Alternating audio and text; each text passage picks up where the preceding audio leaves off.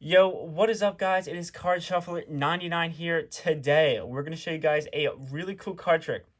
But before we get into that, we do have a giveaway going on our channel. We're giving away 3 pairs of AirPods. So if you guys want to be entered in this giveaway, first of all, make sure to like this video.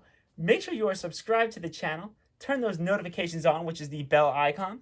Make sure to comment at least one time on our YouTube channel.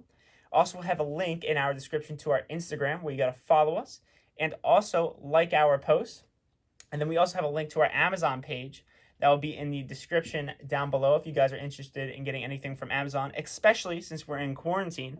We'll have a link in the description where you guys can check out our Amazon website page. And anyways, guys, we got a really cool card trick for you guys today. Let's get right on into Straight it. into the trick. All right, Robert, we're going to start the trick here with a fully shuffled deck of cards. In fact, I'm going to have you come around and shuffle the deck for me. So go ahead and do that now. Sure. 100% shuffled, 100% mixed, Robert, for me. One cut and we're fine. All right, Robert, I'm going to take this pen and paper and I'm going to make a quick prediction, okay? All right. Just give me a second here. Write down my prediction. All right, I think we're good. So what I'm going to do, Robert, is I'm going to take my prediction here. I'll put it back inside the pen, and we'll keep it there in plain view the entire time.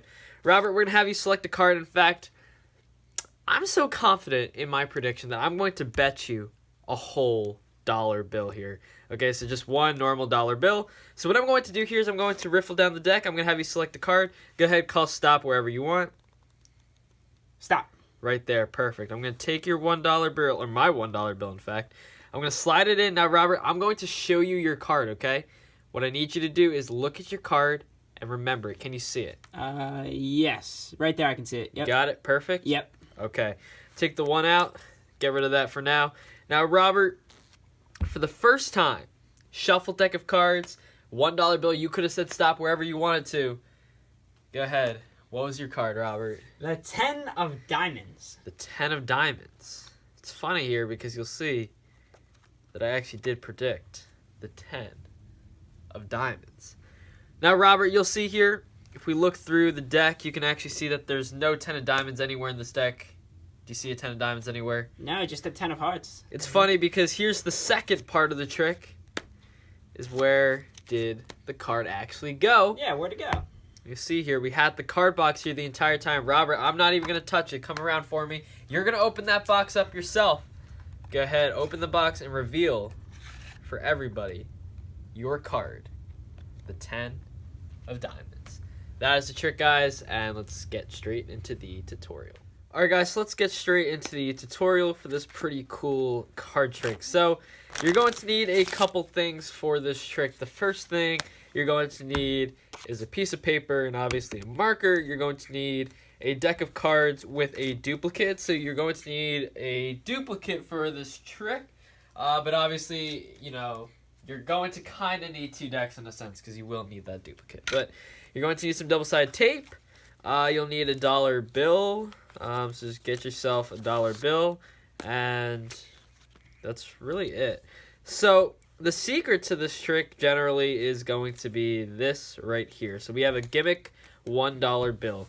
Now, if any of you know, actually, we have a very similar concept that we've taught before on this channel that uses this sort of card stuck to an object to force a card. We used to use this Joker force that, you know, personally, I don't know which one I prefer.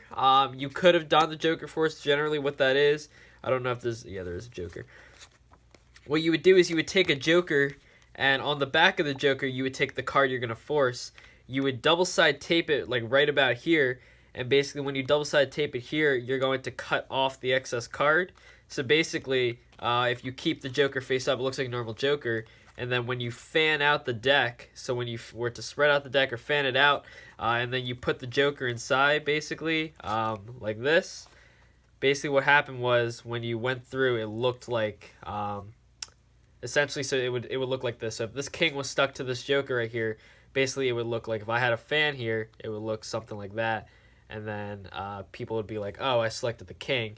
And then really the king is just stuck to the Joker. So if that made any sense. But we will make a video very shortly on some really cool card forces. We did make a video on this before, and it got a lot of likes. So we're definitely going to try that one more time so everybody can kind of get accustomed to those card forces. Okay, so once again, all I'm going to do here, take a duplicate. You can use an X-Acto knife, scissors. You're going to cut about half the card off, and you're going to tape it just somewhere on the dollar bill. It doesn't really matter. And here I put it in the center.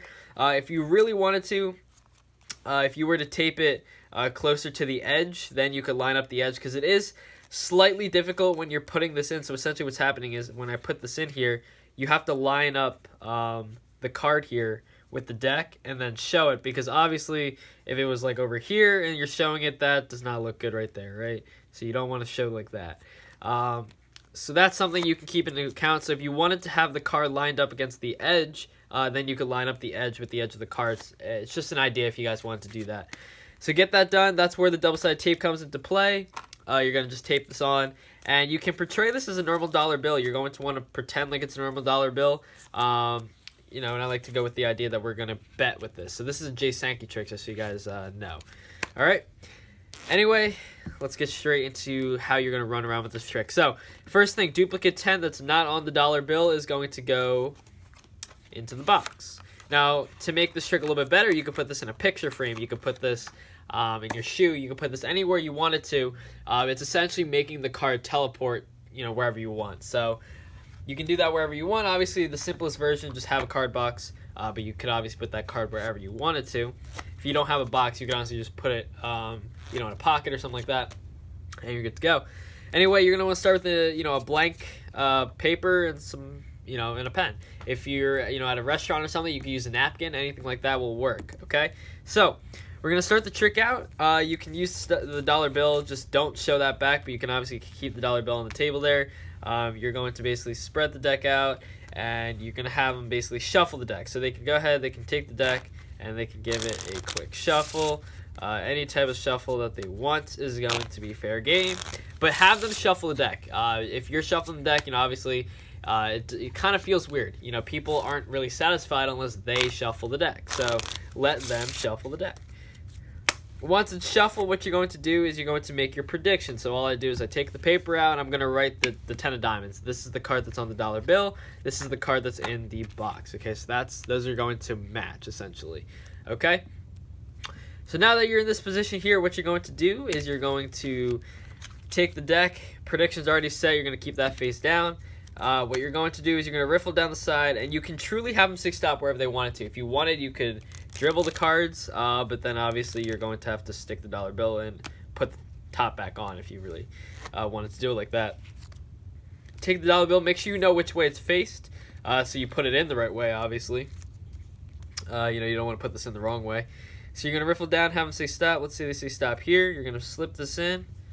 Obviously, you're going to want to line it up. So what I like to do, I like to actually grab the card here. So I like to use my index finger on top, my thumb on the left side, and I actually like to take this card and I'm going to line up the card here. So I'm not touching the dollar bill. I'm not lining the dollar bill up. I'm actually just lining the cards up. That way when I come here, what happens is if you pull up against the dollar bill, this card will come with it. So all you have to do then is just grab the card. You don't want to go grabbing for cards because you might end up taking 2 cards, 3 cards, whatever it might be. So what you're going to do here is you're going to grab the dollar bill right there. You're going to feel for a card. That's the next card.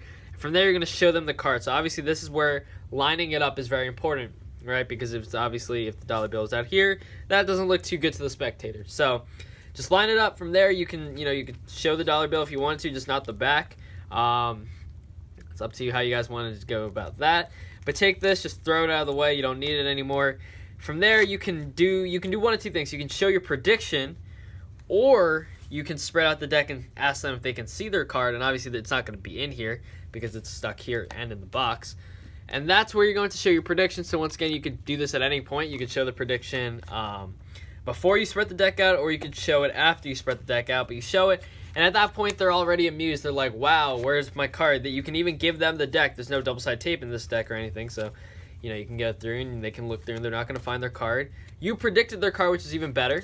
And you're going to want to have a duplicate dollar bill possibly in your pocket just in case they do ask you for it. That's just something you can do, so you can whip out a different dollar bill. And then obviously you can reveal that their card has teleported into the box. That's the trick, guys. Hope you guys enjoyed this one. And this is Card Shuffler 99. Peace out.